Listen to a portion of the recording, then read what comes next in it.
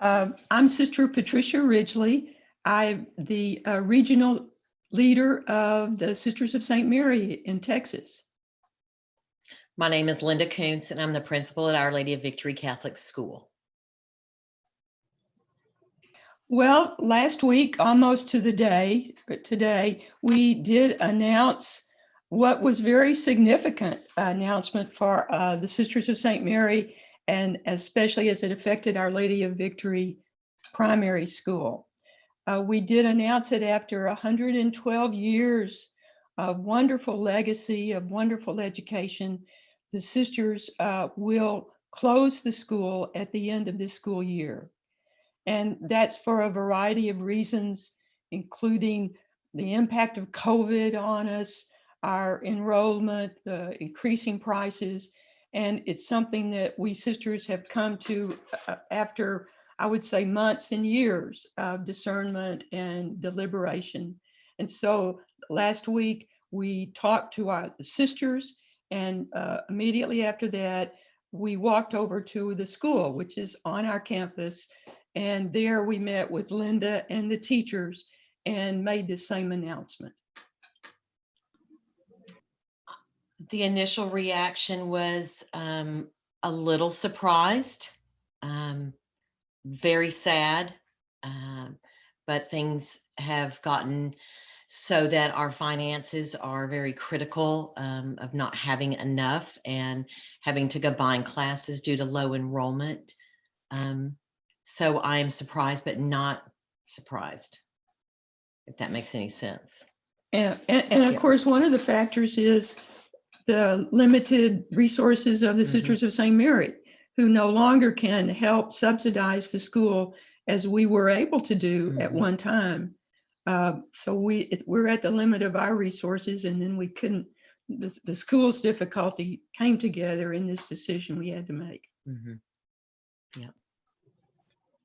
Well, it has a legacy of 110 years, 112 years. 112. It started as a small girls' school in Fort Worth. It's gone through many changes and incarnations, if you will. At one time, it was a community college for women, a very important college, Catholic college in the whole area. It's been a high school at one time and grade school. And then when the high school merged with the diocesan high school, it continued its maintenance as a primary school. We've sent some of our best teachers, some of our best principals who've been a part of that school through the years. And Linda probably knew a lot of them because she was a student there. She later was a parent there. She later was a teacher there and is now our principal administrator.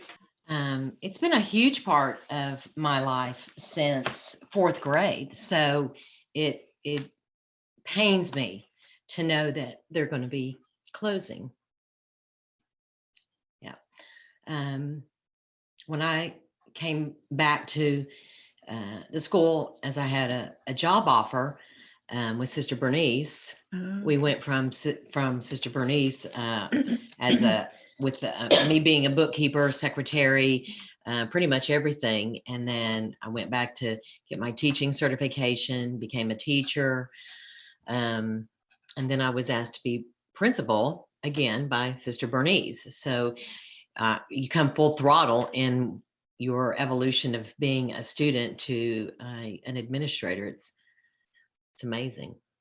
And I like to think that was one of the ministries of the sisters, not only teaching well, but inspiring young people to go into education or different ways of education. And goodness, Linda's surely an example of that. That's exactly right. Yeah. Their presence on this property has definitely made an impact. I think everybody takes care of not only the school, but the convent and the sisters itself. It has made a huge impact. We're 5 minutes from downtown Fort Worth to the north. We're 5 minutes away from the other end, getting on a freeway. So this has been a thoroughfare that people pass by. At least 25,000 cars are impacted by seeing this piece of property for 110 years. This has been a big staple in this South Side community. And its history, I'm told, having not been there, but when this big building was built out on the edge of town, it was, just something else. And how the sisters ever got the resources together to build the school and then the convent at the time.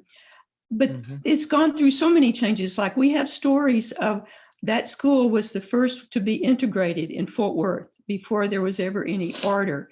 And we have stories of crosses, KKK crosses being burnt in front of that school and convent. So it's really part of the community of Fort Worth, and has been for a long, long time. It pushes us to realize that even when the sisters came here in 1873, the audaciousness of three women who came and to try to do a little good and to start a little school where there was no school. There was not public education in Texas at that moment. And the mother superior who brought the sisters, she left and went back to Buffalo and left the sisters there in a time of quarantine. There was a yellow fever breaking out just as the sisters came. So we began by creating a school, because the school was the way we could care for young people, plant seeds of education, reach out to those who are underserved. And the school that was the way we did it. And that served us well through so many years. The sisters were asked to go to this little place, and the sisters were asked to start a school in that little place all over Texas. Theoretically, kind of funny, we were in Waco and the railroad track started opening up, going up north. And if you trace the foundations of our schools and our sisters, it follows that railroad track. So that was a way of transportation in those days, clear to the northern limits of Texas up by the Red River. So that was the way that our charism as sisters was lived out for many, many years through the schools. And then, of course, through changes, we will arrive now at a moment of decision in this school, but which we're starting to understand, I think, with the whole church, that our love and mission of education takes many forms. And we will continue reaching out to nurture young people, to try to work with young people and find ways for their enrichment and their growth, which was part of our mission. We did it through schools for many years, but we are now challenged to do it in other ways. The same thing about reaching out to the underserved. We will continue to do that in many ways. So that part of our mission, I think, will go on in different forms. And one of the ways it goes on, in 1873, we were two sisters starting the school. And now there's a whole cadre of lay persons that we work with every day. And that even as we age and we have fewer sisters, the lay persons that we collaborate with are in our admiration and who are just core people that will help us too as we go forward, sustaining this care for the youth, reaching out to the poor, and finding ways to do a little good. And the other thing that was surely part of that all those years, these sisters, not only were they in the classrooms, not only were they cooking the meals, not only were they cleaning up afterwards, but they prayed every day. Their vocation of praying in the morning, praying in the evening, times of prayer, silent prayer in the afternoon. They carried the parents and the students. That was part and parcel of their educational venture. They came back home to the convent and they prayed for those kids. They prayed for those troubled parents and brought them into their prayer. And that too is going to continue as we hold these teachers, even as we have to face a dissolution of some kind, but we hope to continue our relationship and help them find those places where they can continue their vocation. I think we're really working on that. Yeah. So as a student, I don't think I really thought much about the sisters as I do as an adult. They play a big part in our service and our mission of our school, and so we feel that we take care of them in many different forms, not only through prayer, but through them continuing their missions in the other countries, as we collect pennies or funds for them during Easter, or we had a paper drive at Christmas. Well, amazing. Yeah. Or sometimes canned goods during Thanksgiving. It just kind of depends on what we're doing during the school year. So I'm going to miss and worry whether those will be handled by others. Mm-hmm. So as an adult, leading students to understand about service is what they're all about. So planting that seed of what they had, passing it on as an adult to students, I think they see that better now. I don't think excuse me, I have to grab my tear. I don't think we did that when I was in school here. So much of service as it has become later on in now. I'm just still in amazement at Christmas time, the students of the school and their parents. And it's a struggling school. We have to acknowledge that. Yes. And our parents are struggling working people. And they collected at Christmas time and brought over to the convent in a big trailer paper products, toilet products, cleaning products, the most practical items you can imagine that came to us at a time through all this COVID and caring for our sisters and the sick that couldn't have been more appreciated. And it was so thoughtful and just, it was just overwhelming to the sisters, really. One example of what their presence with us.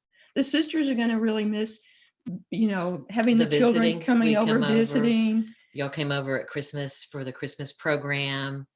They came over for Thanksgiving lunch when we did a lunch time, luncheon, I guess you could call it. Came over at the beginning of the year. The teachers would come over and have lunch, and I would introduce them to the sisters before school started. They give us a blessing, and then at the end as well. So gonna miss that. And COVID has impacted that so much this year. Yeah, y'all would come over for mass periodically, and haven't been able to do that. No. Yeah. So it's going to be,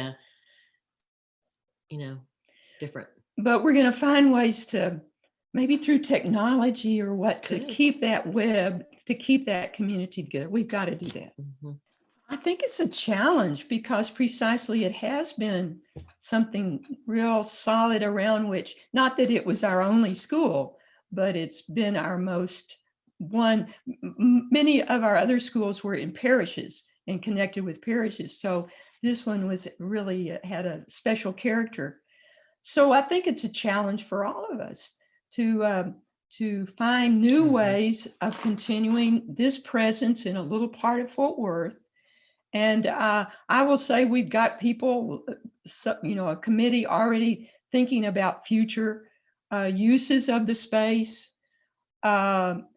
A lot of brainstorming going on and a lot of praying going on. I think we really do believe the legacy of, oh my goodness, when we see the pictures of some of the sisters who've been there, and especially the principals, these were some really strong, innovative. One of the sisters at breakfast this morning was remembering in the summer, they would come, the teachers, before there was like a lot of college availability, they'd come together in the summer for innovative education classes and learning new methods. These women were always at the forefront of educational innovation way back before the word was there. And because that was their vocation as teachers, it was much more than a job. It was their life-giving, their love. And so I assume in God's Holy Spirit that there's going to be new shoots coming out of this. we're at a painful moment now of just acknowledging the change, acknowledging the losses. It's true, but I have a lot of confidence, as our sisters do, and I think even we feel that in your school community, that something good of God is going to continue in God's own way, in these new ways. My goodness, COVID has surely pulled us as we stretched and screamed into new ways of being together, new ways of education. So I hold open with a real open heart, with a lot of confidence, what is and will evolve in terms of our education there at OLV, on that corner of Hemphill and Shaw Shaw. and Biddison. Yeah. Woodland. That's Woodland. Sorry about that. It's Woodland. It's a big piece of property. It's a whole city block. Everybody wants it. Yeah, maybe. So the teachers, a few of the teachers were not surprised. Some were somewhat surprised, and some were very surprised. So you have an array of emotions coming on. They're very heartbroken. We always had longevity of teachers, and then some that were brand new, but it still hit their heart, as it would anybody if you knew the sisters. And so what we're trying to do right now with the diocese is place those teachers in other Catholic schools if they choose to interview, along with our students as well. We're trying to place them in the right area of Fort Worth, so that they're meeting an OLV school in another Catholic school. Because again, we're very private. It's a private Catholic school. We're not like a diocesan school, and the diocesan Catholic schools, in that we had this connection with the sisters. So we are trying to place them, give them the opportunity to meet with other principals, and actually that's happening on Thursday. See how it goes. And Linda's reaching out to the parents, and I know you've received many phone calls, and we're receiving phone calls from alum, like third and fourth generation alum, who some of whom are expressing their disappointment, but others of whom are offering to volunteer. People want to come and help in any way, either concretely. One alum told me, "Look, I'm 60 years old. I'm real strong. I can help move boxes." I mean, the generosity of people, and I think their desire to link once again in to the school and be part of that school community. I think it's incumbent upon us to really to honor that, and to keep creating it and holding it together in some ways when we want to do that. I think we also really want to tell parents who may be watching this, or just for them to know that we really want, and we're working together for the good of each of the students, that they find a continuing education environment, and then we sure want to help in any way we can for that. Yep, exactly. Oh, I hope that that y'all can continue, that things continue with them, and that little building stays. It's not really little, but that it just continues to nurture another group of people. Wouldn't that be nice? That would be great. Yeah, that would be great. You never know. There's all kinds of education that you can do. Exactly. I think that's what we're all being pushed, even maybe as teachers and principals. So yeah, I think I would share Linda's hope that what's been planted there, and I see all these seeds. I'm a farmer at heart, but I see all through many years, through many different incarnations in different forms. But I just know that there will be life going on. There's going to be something coming about that I hold in my heart. I hope we can embrace. I hope we can recognize it when it comes. I hope we have open ears and open eyes to see what God is bringing forth. That's my hope. Well, the success of the students that have come through those doors is immense, and that's what we can hope for too. That's true. Is that the students that we have now can move forward and be successful, just as those in later years. And draw on them. You Mhm, might have to mhm. call on them. Yeah. Sure. You know, I'm a youngster in some ways, even with my gray hair in our community, our aging community. And many of our 80 and 90-year-old sisters have stories of acute remembrances. And the stories are always gratitude for the parents who helped. This was never a venture, just the sisters alone. They learned that from the moment they stepped into Texas. They couldn't do it alone, and they were doing it with the help and aid of parents, mothers, fathers who were struggling themselves. So we can't express enough the deep gratitude we feel of being able to have been part of this community and to continue being part of it. Um, we want to say that definitely to everyone, whether you were an alum, whether you were a former teacher, whether you're a former parent, a grandmother, great grandmothers.